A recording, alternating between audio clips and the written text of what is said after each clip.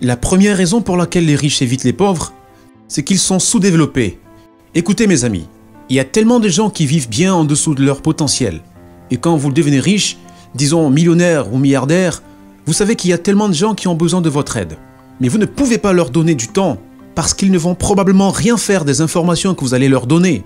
Et c'est pourquoi il y a tellement de gens riches qui donnent des conseils généraux. Et ils vous donneront des conseils comme mettre l'argent de côté, investir dans l'immobilier. Ils vous donneront des petits trucs ça et là. Mais très peu de gens sont prêts à vous dire la vérité absolue. Et c'est exactement la raison pour laquelle j'ai commencé ma chaîne YouTube, pourquoi j'écris des livres et pourquoi je touche des millions de personnes chaque semaine. Parce que j'étais le même type de personne. J'étais sous-développé, j'étais fauché, je ne savais pas ce que je faisais.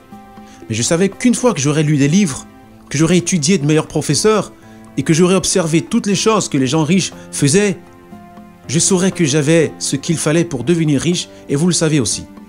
La deuxième raison pour laquelle les riches évitent les gens pauvres est qu'ils réalisent que beaucoup de gens pauvres ont trop d'excuses.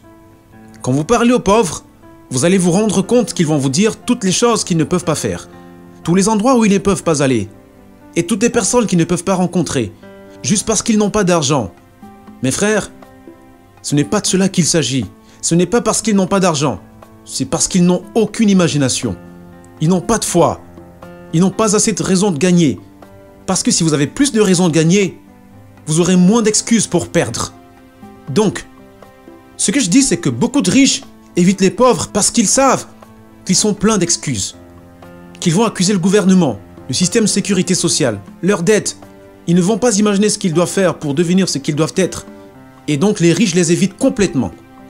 La troisième raison pour laquelle les riches évitent les pauvres, c'est parce qu'ils savent que la plupart des pauvres ne comprendront pas le type de sacrifice qu'ils doivent faire pour devenir riches. Ce que je veux dire est très simple. En devenant riche, tu devras te ruiner de nombreuses fois pour atteindre cette destination. Surtout si vous partez de rien. C'est une bataille difficile pour devenir riche. Quand vous vivez de salaire en salaire, c'est un peu différent. Les choses stagnent et vous avez affaire aux mêmes personnes, aux mêmes problèmes, aux mêmes idées. Vous vieillissez juste un peu plus vieux. Mais quand on veut devenir riche, ça veut dire qu'on monte. Ça veut dire qu'on va devoir affronter de nouveaux démons. Plus de jalousie, plus de problèmes, plus de solitude, plus de combats, plus d'échecs et tout ce qui implique le fait de réussir. Ainsi, ce que les riches ont tendance à faire, ils évitent de parler aux pauvres parce qu'ils savent qu'une personne pauvre va s'accrocher à ses 5 000 $, plus qu'une personne riche ne s'accroche à ses 5 millions de $.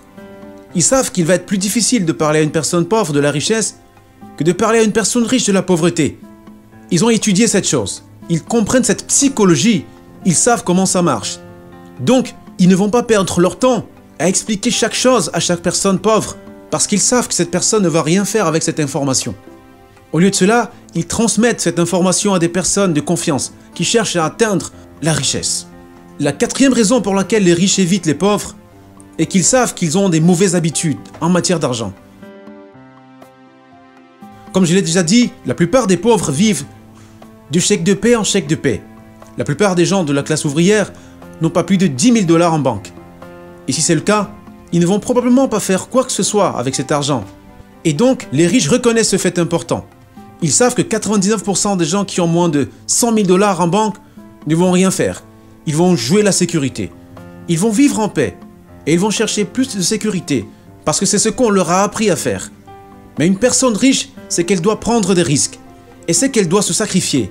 Et c'est que, même si elle a 100 000 $, elle doit presque tout utiliser pour construire sa richesse. Elle a étudié différentes situations. Elle a compris sa situation, mais elle est prête à renoncer à l'ancien pour accéder à de l'or. Et c'est pour cela qu'elle devient riche. Vous savez, chaque fois que j'ai été bloqué à un certain niveau, j'ai réalisé qu'il y avait un certain niveau d'investissement à faire pour passer à un niveau suivant. Je savais que même si j'avais 10 000 $ en banque, je devais en investir la moitié, ou la totalité, pour passer à un niveau supérieur. Quand j'ai eu 10 000 $, j'étais confronté aux mêmes situations. Et ça s'est reproduit à 100 000 $, puis à 1 million de dollars, à 10 millions de dollars. Imaginez le nombre de tests financiers que vous devez surmonter pour devenir riche, de nouveaux démons. Mais si vous vainquez ces démons, je vous promets, vous atteindrez de nouveaux niveaux. Êtes-vous vraiment prêt à faire ce qu'il faut pour augmenter votre niveau de richesse? Parce que si vous l'êtes, Vous devez utiliser l'argent que vous avez économisé sur l'étagère. Et la cinquième et dernière raison pour laquelle les riches évitent les pauvres est qu'ils savent qu'ils ont subi un lavage de cerveau. C'est absolument vrai. Si vous me donnez 5 minutes, je peux vous dire si une personne est riche ou pauvre. Tout ce que j'ai à faire est de lui poser des questions sur ses croyances politiques, ses habitudes, ses disciplines, ses routines, ses objectifs futurs et toutes les autres questions pertinentes. Et si je comprends les réponses à ces questions qu'il me donne, je saurai si oui ou non ils sont riches ou pauvres. Et c'est exactement la même chose que les gens riches font pour discerner ceux avec qui ils ont affaire. Parce que comme vous le savez, quand on devient riche, on doit être capable de faire le tri parmi tant de personnalités différentes. On doit comprendre leurs intentions, leur direction et d'où elles viennent exactement. Et si on sait exactement à qui on a affaire, alors on sait comment les inspirer ou les laisser tranquilles. Donc, ce que je veux dire, c'est que les riches comprennent que la majorité des gens qu'ils rencontrent ont subi un lavage de cerveau. Ils savent que ces gens ont été programmés par des grands médias. Ils savent qu'ils ont été convaincus par la propagande, qu'ils voient à la télévision et sur Internet. Ils comprennent qu'il y a tellement de mensonges auxquels ces pauvres gens croient. Et une fois qu'ils ont réalisé à quel point ils ont subi un lavage du cerveau, les gens pauvres sont libérés.